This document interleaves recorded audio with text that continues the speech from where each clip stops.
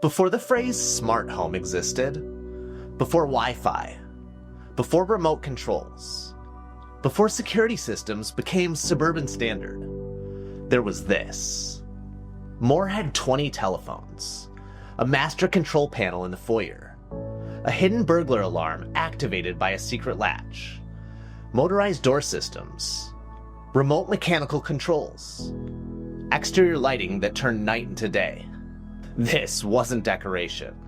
This was infrastructure. And it was designed by a telephone inventor who refused to build an ordinary home.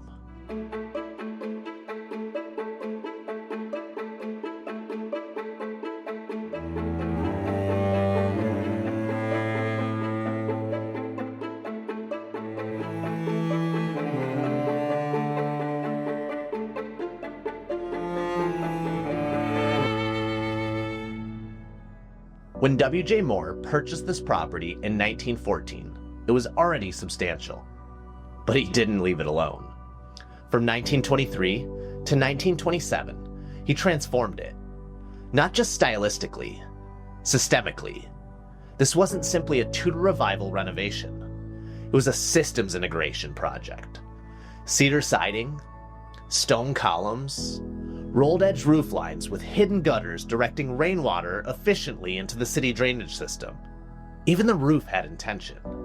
But the true innovation happened inside the walls.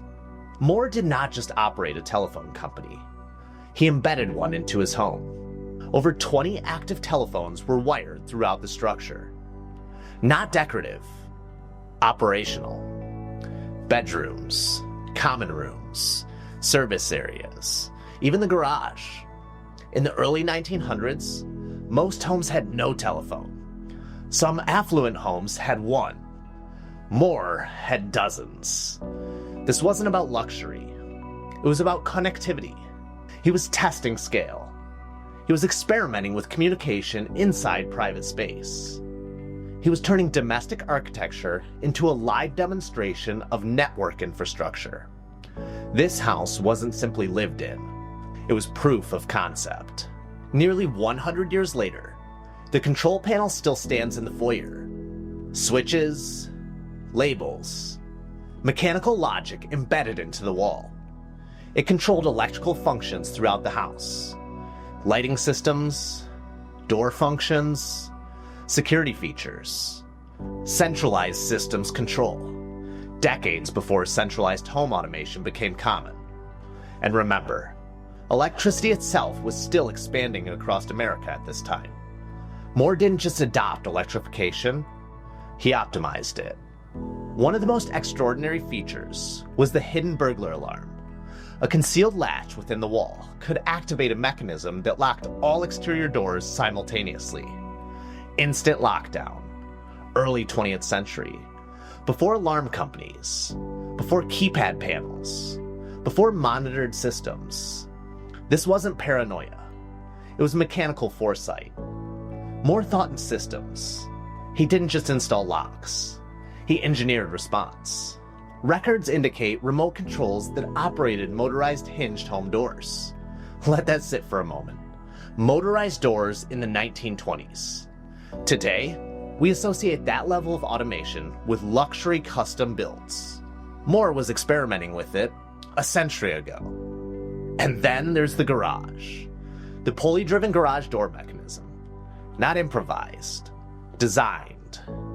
Integrated. Efficient. He was obsessed with movement. With mechanical advantage. With friction reduction. With control. The exterior was just as engineered as the interior. In 1917, Moore constructed a large swimming pool on the property. Not modest. Substantial. Complete with a Japanese bridge, a stone lighthouse feature, rock gardens, fountains. He even engineered a mechanical cable system that allowed someone to swing from a balcony and drop into the pool. That's not landscaping. That's experimentation. In the 1930s, he designed an extensive sprinkler system that utilized pool water to irrigate the grounds. Closed-loop thinking. Decades before sustainability was a marketing term. He transplanted full-grown trees using equipment that he invented. The property was illuminated by tall steel poles topped with martin birdhouses concealing electric bulbs. The tennis court was playable at night. In rural Michigan, in the early 20th century, this wasn't excess. This was demonstration.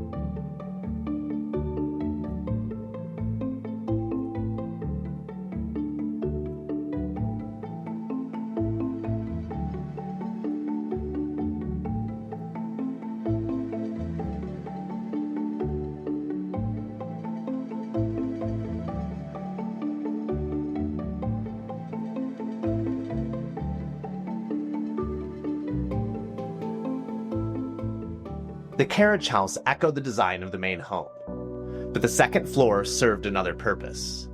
It hosted dances, community events, amateur theater productions, even Carroll High School basketball games during a time when the school lacked a gymnasium. This wasn't isolation, it was civic integration. This house wasn't just private, it was public-facing. Moore's property functioned as social infrastructure. The 1923 to 1927 remodel embraced Tudor Revival storybook styling. Cedar siding, stone columns, heavy chimney massing.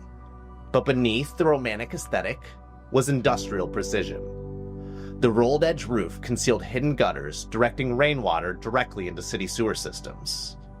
Form met engineering. Beauty wrapped mechanism. Moore didn't separate art from function. He fused them. Moore's fascination with machines extended beyond the house. In 1899, he imported a De Dion Bouton automobile from France, the first horseless carriage in the thumb of Michigan, years before automobile production defined the state. In 1914, he commissioned a custom Cadillac Model 51 V8 built to his specifications.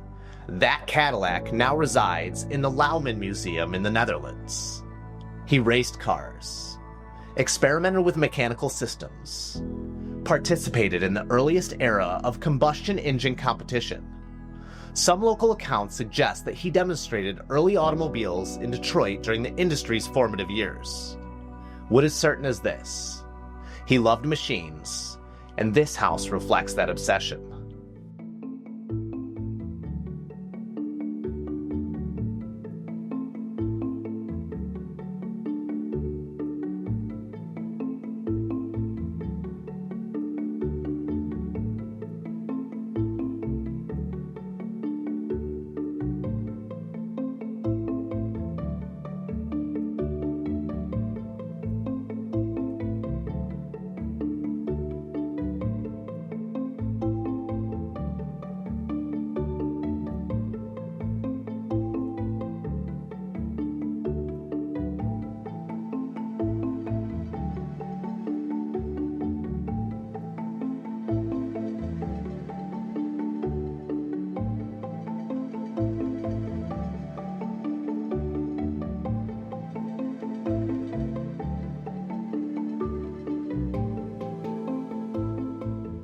There are many large homes in Michigan.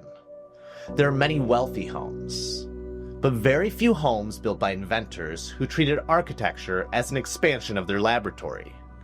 This house is not simply preserved brick. It is preserved intellect. A snapshot of independent American invention, before corporate consolidation, before mass standardization, before technological convenience became invisible. You can still trace the systems here. You can still see the logic. You can still feel the mechanical intention embedded in the walls. Preserving this house is not just preserving architecture. It's preserving innovation history. Independent telephone systems shaped rural America. Inventors like Moore operated outside of Bell's monopoly. They wired small towns. They created competition. They built infrastructure that modern life depends on. And then one of them built this. The house stands today, but systems age. Mechanical features decay. Restoration is not cosmetic. It is surgical. It requires engineering understanding, historical accuracy, structural stabilization, and serious financial commitment. Preserving a house like this means preserving the thinking embedded in it. This house was not built by accident. It was built by someone who thought differently, who refused to separate home from invention, who believed domestic space could be a proving ground for technology. And more than 100 years later, it still functions. Not fully, not perfectly, but remarkably. The question is not whether it deserves preservation. The question is whether we're willing to understand what we're preserving. Not just brick, not just cedar, not just Tudor Revival styling, but ingenuity. And ingenuity is rare. I'm Chris Hubble. This is Homes of Michigan. Season 3 continues, and the deeper we go into this house, the more it reveals.